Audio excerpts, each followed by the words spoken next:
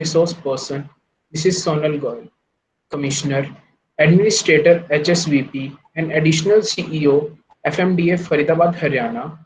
She scored All India rank 13th in IAS 2008. In her very eventful and fruitful career, she has held many reputed positions such as Assistant Collector, West Tripura, SDM Ambassa, ADM and Collector, South Tripura, CEO Agartala Municipal Council, Joint Secretary Labour Department, State Director for Sarv Shiksha Abhiyan, to say the very least. Academically, she is BCom Honours from SRCC, LLB from Faculty of Law, Delhi University, Company Secretary from ICSI, New Delhi, MA in Public Policy from IGNOU. During her auspicious career, she has been recognized and awarded very frequently. Some of these awards are selected in Top 25 Women Transforming India by Niti Aayog, United Nations, and My Government in September 2016. As CEO, Agartala Municipal Council, she received Best BSUP City Award in 2012 from Ministry of Urban Development, Government of India. As Administrator HSVP and Additional CEO FMDA Faridabad, she received State Level Award for Outstanding Contribution in Rahagiri from Honorable Chief Minister of Haryana in July 2019 and State Level Award for Contribution towards District Red Cross Society from Honorable Governor of Haryana in August 2019. Recently, as CEO GMCBL and additional CEO GMDA, she has received Scotch Award Silver category and Scotch Order of Merit for GMCBL's response to COVID-19 in Gurugram during June 2020, and many more. Today, in this virtual interaction section, she will deliberate on the topic Young India Scripting Nation's Growth Story. Now, I would like to request Sonal ma'am to kindly start her deliberation.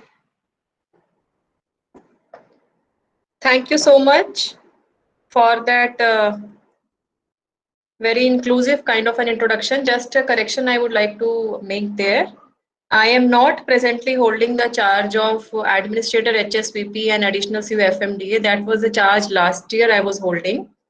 Till recently, I was posted as CEO GMCBL and Additional CEO Gurugram Metropolitan Development Authority, Gurugram. That was till 2 months back. Right now, I am on leave for certain reasons. So presently, I am not holding any official charge. I am on leave due to some reason. And yes, of course, just briefly to mention about me, I am 2008 batch officer and my cadre is Tripura, even though I belong to Panipat, Haryana, but my cadre is Tripura. So I joined Tripura in 2009 and I worked there till July 2016. And from July 2016, I came to Haryana on inter-cadre deputation. And 4 years of my service has been in Haryana, government of Haryana. And just now, to interact with you all, it's a very, it's an immense pleasure for me not only as an administrator, as an officer, but also as an individual, because I always like interacting with the young people. Therefore, when Mr. Neeraj ji talked to me regarding what should be the theme of the discussion today, so I just thought that since it is a undergraduate course people who will be kind of interacting with me, so I thought that since you are the people who are kind of redefining our nation's future or maybe rescripting the India's growth story, therefore I thought of that. Let me share something about how the youth of the country is taking the nation forward, and what further can you all do for taking our country at a larger space, and also of course towards the end if there are any questions or if any one of you would like to ask me, so I'll be very happy to answer to the queries or give any feedback. So formally, when the topic we discussed that Young India Scripting India's Growth Story, I would begin by mentioning the slogan given by Swami Vivekananda ji, when he mentioned that arise, awake, and stop not till the goal is reached. So arise, awake, and stop not till the goal is reached. This is very much relevant for our youth. This is very much relevant for our young brigade who are present today in the interaction in the workshop. So when we discuss about India, India is a nation. We all know that India is the youngest country in the world. So when we say that India is the youngest country in the world, so demographically we have the highest population at the world level between the age group of 15 to 45. So 15 to 45 age group is such vital age group because that is considered to be the most productive age group for working of any individual. So by that means, what I want to say is that if we are having the highest number of people in that age group, so India is blessed to have that youth power, which is taking the country forward and taking the country forward not in a moderate or a normal way, but they are taking it forward in an innovative way and kind of a redefining the things, redefining the reality for our country. There is no field at present, whether it is sports, whether it is science and technology, whether it is arts, or for that matter, academics, that the young Indians have not made us proud. And we are seeing that the kind of innovations, even school students are, able to bring those kind of innovations. 2020 has been the year which has hit the humanity in a very worst manner. COVID-19 pandemic has actually changed the way we have been living our lives. This kind of online interactions or virtual meetings, virtual conferences have become in, and we are not physically going to the schools or the educational institutions. So keeping all that into mind, as an administrator, I see that the kind of response which we have got from the society, the kind of support, especially during the initial months of COVID-19 pandemic when there was a lockdown announced, and then in the month of April, May, there were a huge number of migrant labor force which was kind of staying at their places where they were working. So, for example, at that time I was posted in Gurugram. So the work population, even though they belong to the different states like Bihar, they belong to some part of UP, Rajasthan, MP also, but they were at that time made stationed there in Gurugram for at least a month or so. And we, as part of administration, were given the responsibility of taking care of not only their shelter but also food and relief arrangements, their health checkup, their taking care of their entire families. There were camps set up. So why I'm mentioning is that in all this process I have seen many young people coming forward in Gurugram, in various parts of Haryana, even in various parts of the country. We have seen so many civil society organizations, we have seen so many individuals, we have seen so many public spirited organizations, NGOs, individuals, citizens coming forth and taking care of the people whom they have never met, whom they will never meet also. But it is the kind of sense of ownership or sense of giving back to the society, or having that empathy for the other people who are in pain, who required their help, which the young India has displayed. I'm very happy to see that, and I am very much sure that this kind of compassion and this kind of empathy which is existing now in the young India, they're quite sensitive, and I'm sure that will continue. If I talk about innovation, so our COVID-19 pandemic, as I also mentioned earlier, that it has changed the way we were living, that it has changed the way we had perceived our life. We are not meeting friends, we are not meeting family. If I talk about the frontline corona workers, especially the health workers, they were themselves putting their life into kind of a risk, because especially the health workers who were kind of treating the COVID-19 patients. So here, I'm sure you also must have read across so many innovations. Even I came across some of the innovations which were taken in various parts of the country. For example, in Kerala, one individual they innovated a mask vending machine. So mask vending machine, we have all seen some other various kinds of vending machines, the glass vending machine, sanitary napkins vending machine. So this individual in Kerala, they innovated the mask vending machine. Another individual, I think in Bangalore, they came up with the idea of having a robot. So a robot who would work in the hospital or a healthcare unit, and the robot would be helping the health staff reaching out to the patients. For example, in supply of their food, supply of whatever are the essentials, so that the human interface or the human interaction between the COVID-19 patient and the hospital staff is reduced to much an extent. IIT Bombay, there was a team led by students of IIT Bombay who developed low cost mechanical ventilators. So, low cost mechanical ventilators, the team of IIT Bombay students, they developed. So, this COVID-19 pandemic has, has kind of has seen so many innovations by young people coming across, whether it is a low cost ventilator, whether it is a app, or whether it is for that matter a robot coming up. All these innovations have been done by the young people.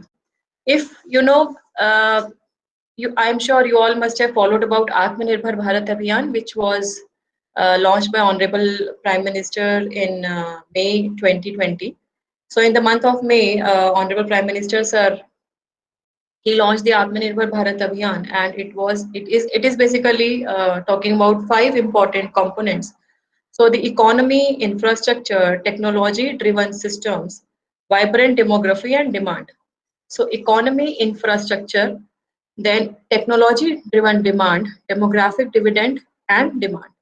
So when we're talking about these components, he has specifically emphasized on innovations to come up. He has specifically, emphasized on vocal for local or promote the local products. It definitely does not imply that they are banning imports. Of course, it is a step towards making our country self-reliant, towards import substitution, and also towards kind of giving a push or giving a support to the local innovations or the local products which are existing in our country, maybe to bring forth the untapped potential. So under Atmanirbhar Bharat Abhiyan also, honorable, we all, we have been seeing that, already people are kind of coming up with innovations, whether it is the handloom textile sector or whether it is the toys, I mean, indigenous toys. We have seen so many innovators in different states. So handmade toys, handmade textiles, they're coming forth, and even government is kind of, supporting them. There was again, I would mention about Niti Aayog. So Niti Aayog, few months, in fact, last year they came with Atal Innovation Mission. So under the Atal Innovation Mission, which was as a short form, as an acronym, was called as AIM, AIM, Atal Innovation Mission. Under that, they again invited the entrepreneurs. They again invited the youth to come forward, and there was of course a set of parameters or the set of the guidelines or the rules which were there, and the innovators were asked to comply to those guidelines, and then the projects which were being selected or the projects which are being selected, they are provided the support from government. And why I'm sharing all this information with you is that definitely you all are going to decide the future of our country. So it is not at all necessary that you all go into a service, you go into a career which is job driven. You may want to become an entrepreneur. You may want to become an expert in one of the field, and maybe be an employment creator, be a job creator rather being a job seeker. This is what uh, I mean we are trying to emphasize. So therefore, all these things which are, promoting the self-reliance, which is promoting the local innovations, or which is, so as to say, promoting the local talent in which you are, yourself also employed, and you are also kind of giving that support to the people around you, or support to the society. So all those kind of initiatives, I would, like, or to request the young people to take and come forward. And as towards the end of this part of my deliberation, I would just mention that, there is nothing which the youth of our country cannot achieve. We all have seen that, whether it was our freedom struggle, so where we have seen the revolutionaries like Shahid Bhagat Singh and Jhansi Ki Rani, and yeah, I mean, so many people who in their young, even 20s, or in their teens also, they came forth and they fought for the struggle of our country. And similarly, the feeling of patriotism or the nationalism is continuing. Of course, the demands of times changes. So our contribution towards our nation should always be there, and we should always, try to have that thing in mind that whatever profession and career we are choosing, we should try and support the people around us, the people in the society, and make our nation, make our parents, make our families proud. And I always mention about an acronym which I have always believed in. So that is dream and achieve. Dream is an acronym which I would spell as diligence, resilience, energy, ambition, motivation. Diligence, resilience, energy, ambition, motivation. So the young India dream and achieve. If you dream, you can definitely achieve. And you are all having the power of rescripting. You are all having the power of, redefining India's growth story. And I'm very much sure, with a positive attitude, with dedication and commitment, you all would be the bright young Indians. You are all are bright young Indians, and you would be redefining our nation's growth trajectory. Thank you so much. Now, if there are any questions, I would be very happy to answer to them. Thank you. Thank you, ma'am, for sharing your view. They were thought-provoking, stimulating at very least. I think this will be the perfect time for us to move to the questions. So the first question is by Miss Neha from MBA first year. The government takes actions on some things and not on others. Like doctors can charge any OPD fees, but why do farmers not have such rights?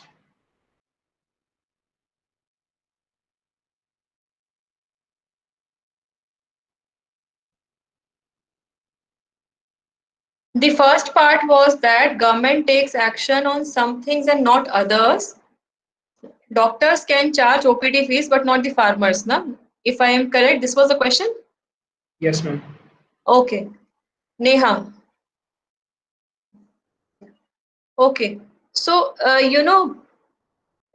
you are correct to a partial extent, because uh, government, of course, is fixing for farmers, as we are all aware of that government is fixing MSP, the minimum support price. So under the minimum support price mechanism, government is fixing the minimum prices which if a farmer is coming through that procurement mechanism of government, that is the minimum price that he or she would be getting from the buyer.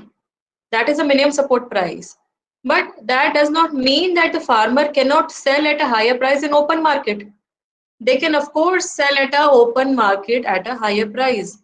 Now, if I compare this agriculture with medical profession, if I compare what you have mentioned, that the prices being charged by a farmer to the prices or the fees being charged in OPD by doctors, I would not disagree to the fact that there are aberrations at some levels in the medical profession, to an extent that the Medical Council of India, or whatever are their regulatory bodies, so they are trying to keep a cap. But that of course is not that of course is not barring them to have that What I mean to say is that whatever the doctors are having there as OPD fees, similarly, even the farmers are also, free to have their prices.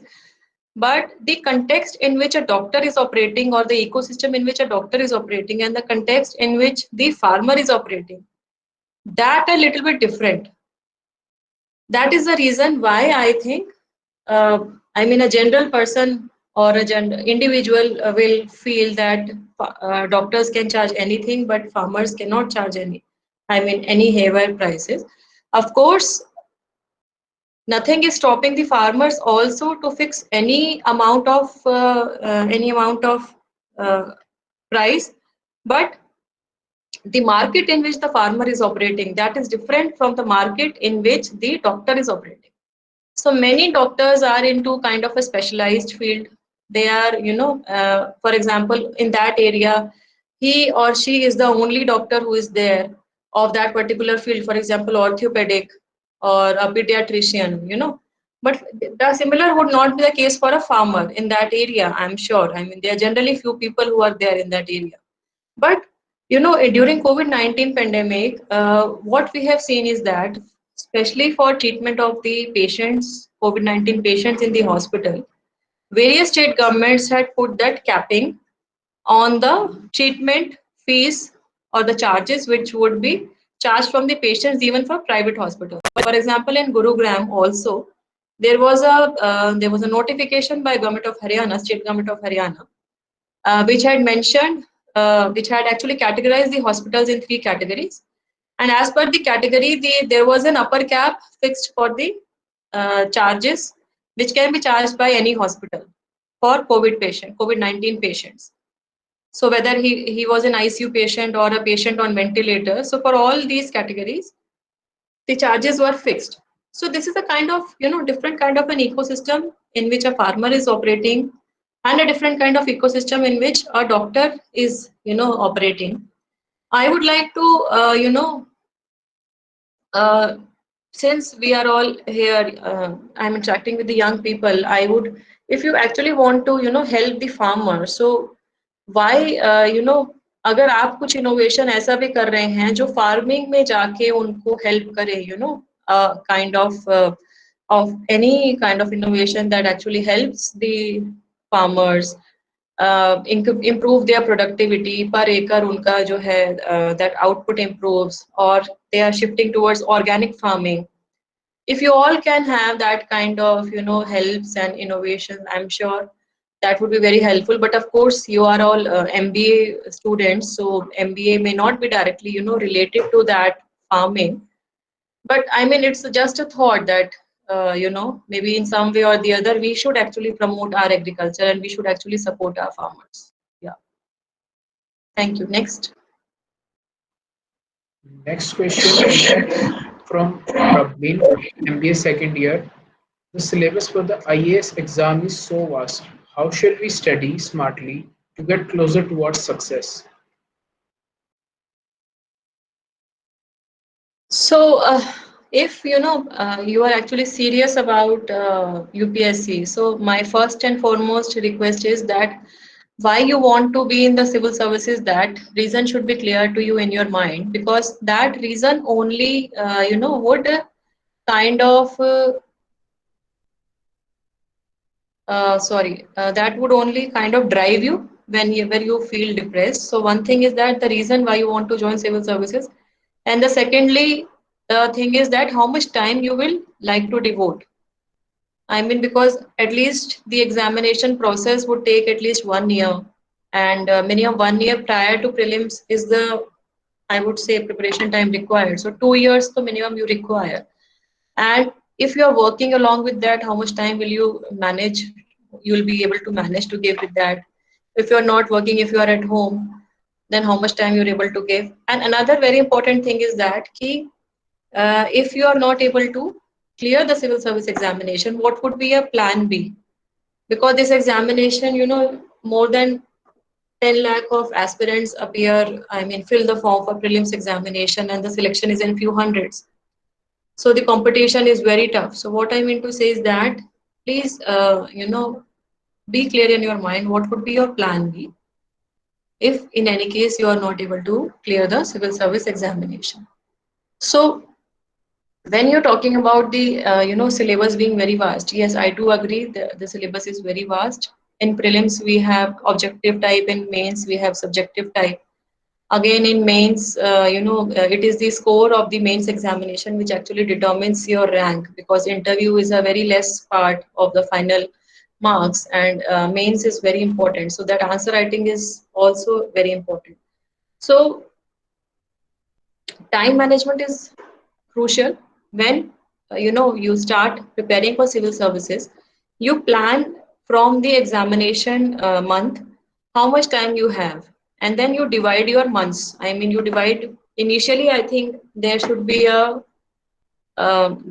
combination of prelims plus mains initially for few months, because in prelims and mains there are actually some topics common, so they can be prepared together. Once you are near to the stage of prelims, then of course shift the focus to prelims, that is objective oriented. And in that also repeated revisions are very important. And after you appear your prelims, of course, mains Kelly, you have to prepare. And for mains, answer writing is very important. So what you write in the examination, and in mains, you know that we have marks. I mean, we have marks like this is for 5 mark, this is for 10 mark, and now we have a space also in the answer sheet given. So word limit is there. So you practice the themes according to that, and always remember in mind that it should be a repeated revision so that you are able to recall and you are able to reproduce what you want to write in the examination. And of course, for interview, it is a personality test. So they will ask about your background, why you want to join civil services, questions like that. So, even if the examination syllabus is very vast, so it is very important to, firstly prioritize. Time management is very important. And I would say that last 3 years question paper, please see the pattern, last 3 years question paper, and keep on reading the syllabus again and again, because syllabus is very important. Understanding the syllabus is very important. Some topics are common to prelims and mains, some are not. So you have to actually prepare your strategy accordingly. Yeah. Thank you. The next question is by Amandeep Sirohi, MBA second year. Uh, how was your experience managing the pandemic, the challenges faced, how you overcome them, and any personal learnings that might have imparted from them? COVID-19 pandemic, of course, has changed the way we are living, not only as an individual, but also as part of the society. If I talk about myself, I was at that time working as additional CO GMDA and City Bus Service Gurugram. So Gurugram, we all know it is the metropolitan city of Haryana, and we have a mixed kind of a population. So diversity was there. We have slum population as well as migrant workers, or as well as people who are there working in, MNCs. So that kind of a system was there. So Gurugram mein one very good thing was there, that in both the organizations where I was working, both were already e-office. So the physical files were never moving from last 1 year. So when this pandemic came, it actually did not affect our work to a large extent. We had in GMDA, we had integrated command and control center under the smart cities project. So ICCC was converted into a COVID war room. So that was actually being used for maintaining surveillance in the entire city of the lockdown restrictions. Also, we were having the data which was being shared with the departments like health department, municipal corporation, police department, food and civil supplies, etc. So GMDA actually developed various apps.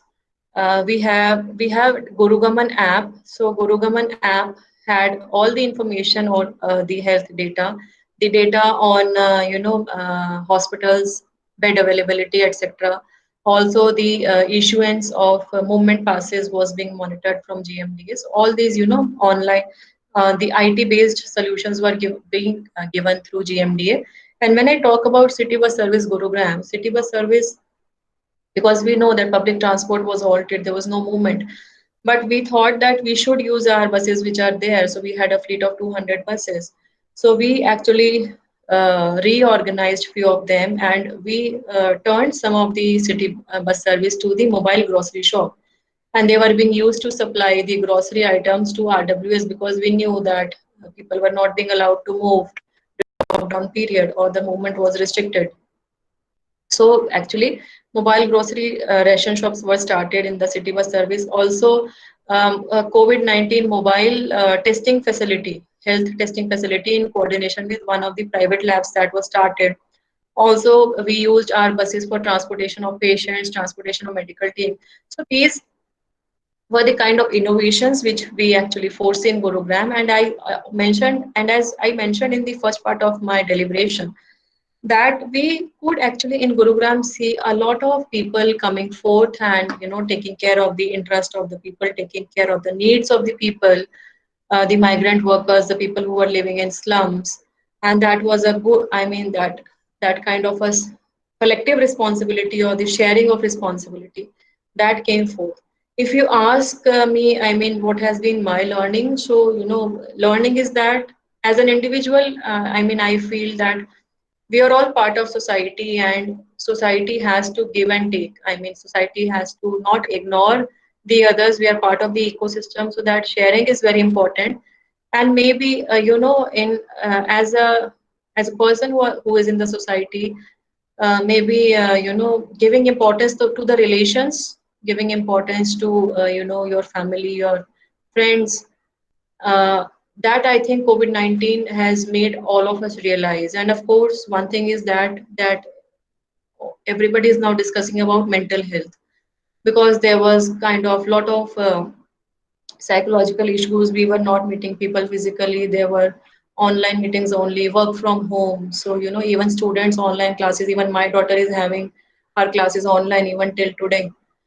So all these things have kind of disrupted our mental strata to an extent. So mental health upkeep is very important. So for that matter, personally keeping yourself happy, healthy is very important.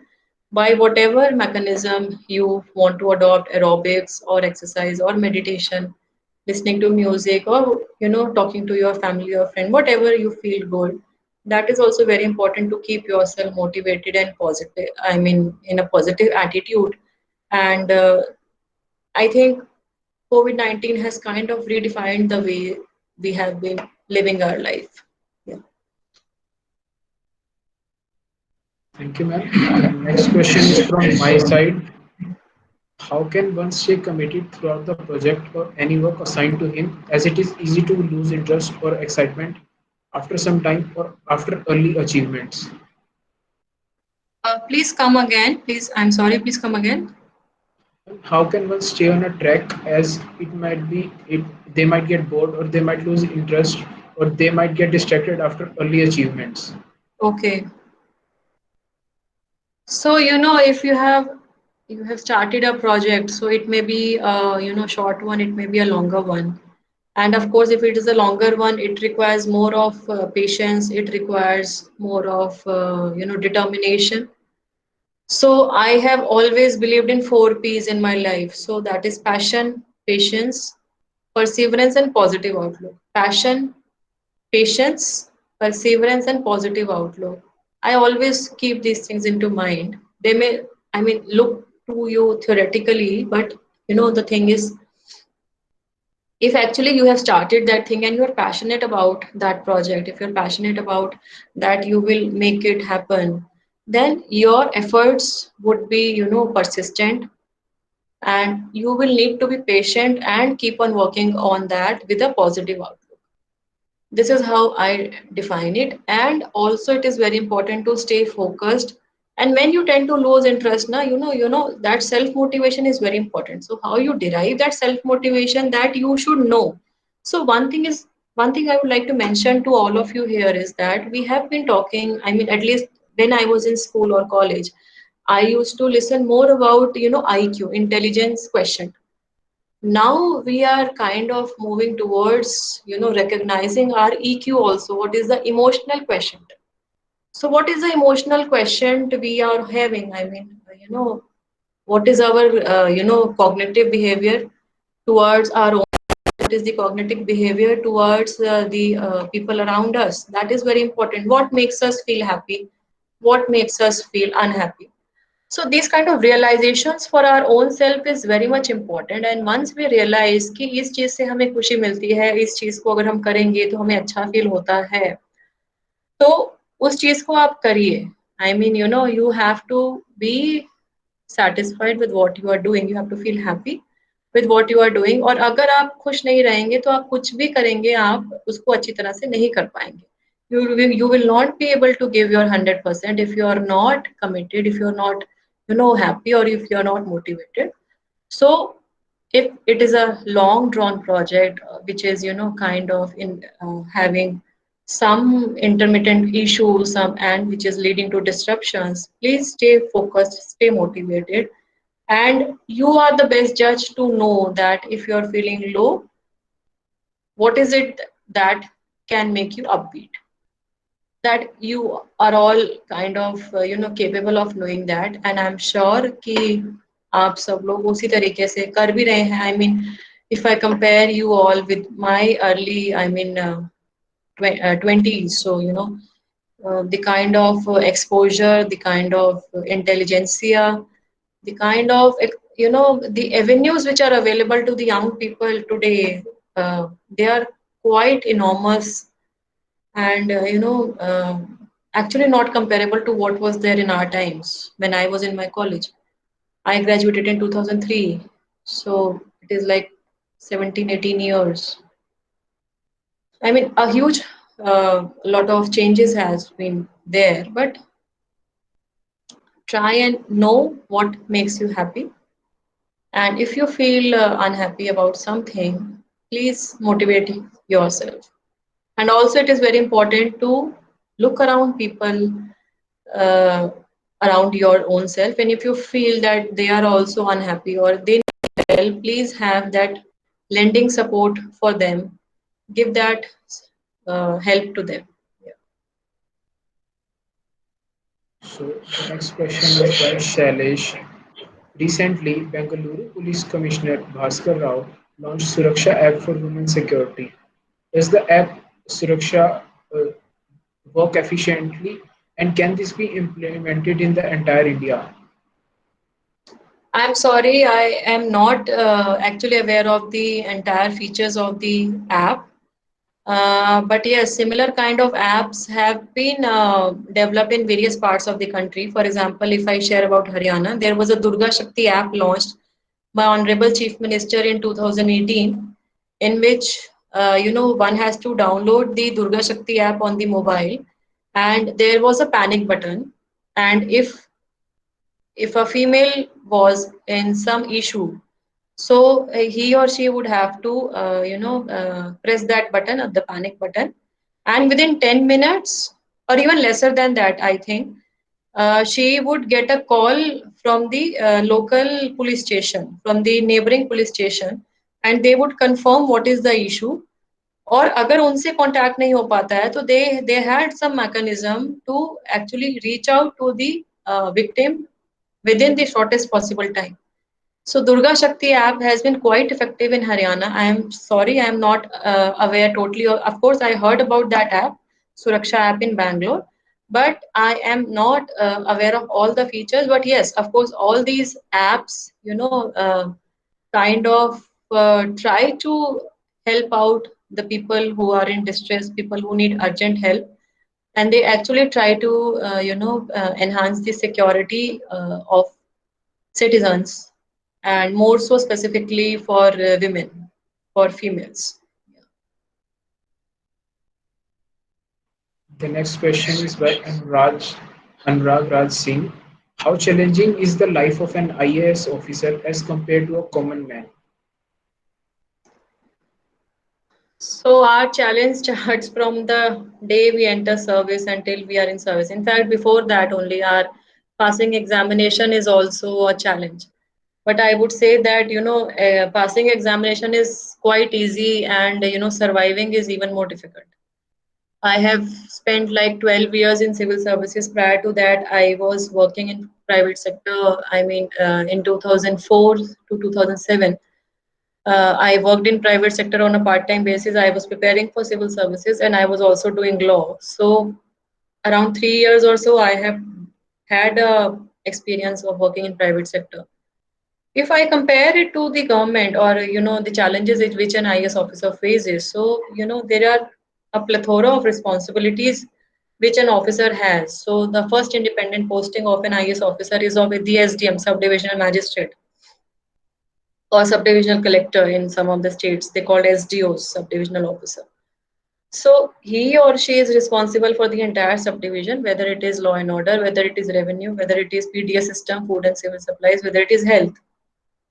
And as the officer progresses in the career, so initial say 10 to 12 years are in the field, so different postings, they would be ADM, they would be then become DC or the deputy commissioner, so 3 4 years or even 5 years, one be a deputy commissioner or a DM and collectors. Once you are a DM or once you are a DC, you are in charge of the entire district. So district में कोई भी issue होता है, that coordination with the police, coordination with judiciary, media, political setup. I mean, there are so many things which are there, and the challenges which an IS officer faces on a daily basis are innumerable.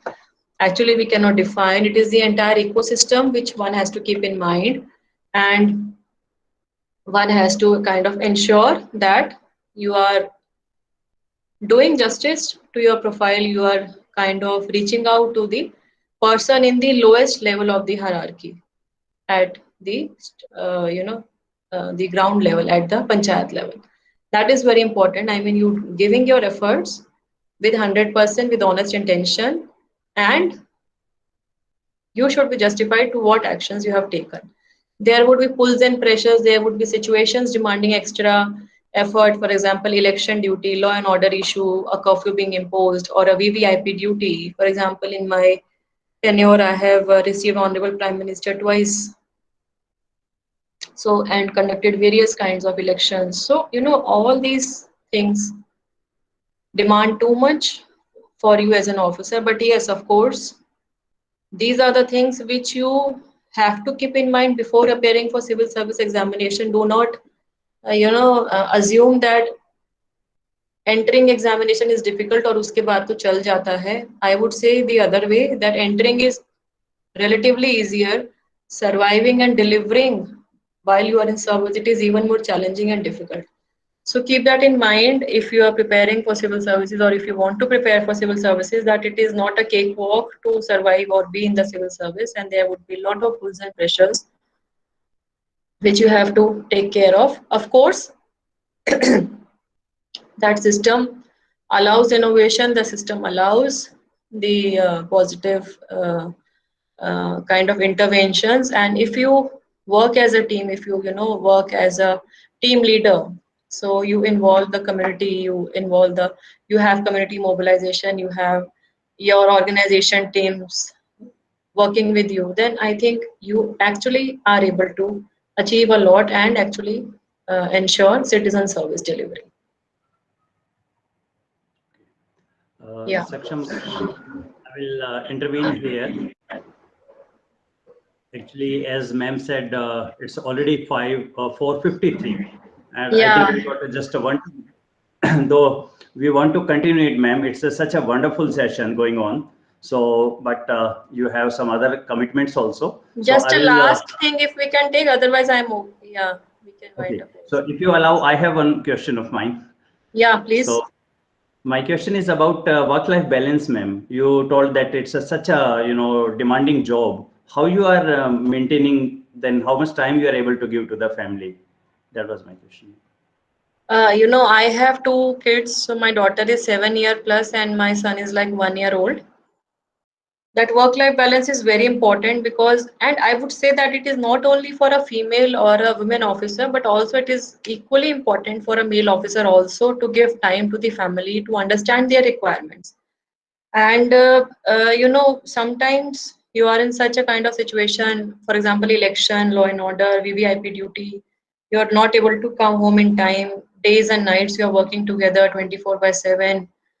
and you are not able to give justice to the family, and there are some things at the family front, our family engagement, or I mean, to that extent, as in women, I would say that there are certain responsibilities which are given to us by nature, bearing a child and taking care of the kids at least to an age. So, these both things are important. Professionally also and personally also, managing both the things are important, but it is a kind of, a balance which one has to try to maintain. And one should not, try to neglect any of these, I would say. I mean, it is basically you are the best judge how you're able to balance out, but both are important. And I am fortunate. I have a very considerate family, in the sense my kids know that they understand my professional compulsions. My husband has been very supportive. Earlier, my parents they supported me a lot when I was preparing for civil services. So all these things are very important, and I would say that in this entire world, your family is your small ecosystem in which we are surviving, in which we are living. Be anything come, your family should be always with you, or you should always be available for your family. Keep that into mind. And of course, work, because we all have joined civil services, or for that matter, any other kind of profession, for the commitment which we have towards that career or the service. That also would that also should remain. And of course, it is the situation or the circumstances which would determine किस time पे हमको क्या करना है. That would determine how much time you are devoting to your own self, to your family, to your work. That is a kind of a mix which we as individuals kind of develop over a period of time. And I think it is not that difficult, but yes, that prioritization or time management is very important. Thank you, ma'am. Thanks for the wonderful reply. And it's been an really, really amazing session. So we don't want you to go, but yes, you have some professional commitments. We understand that. So, ma'am, it's really, we are honored to have you with us, ma'am. Thank you, ma'am. Thank you so much. My best wishes to the entire team. And my last final words to the young Indians, that do keep innovating, keep motivating each other, keep helping each other, spread positive vibes around you. And nothing is impossible in the world to achieve. And I'm very much sure that with you all, young people with great ideas coming up, our nation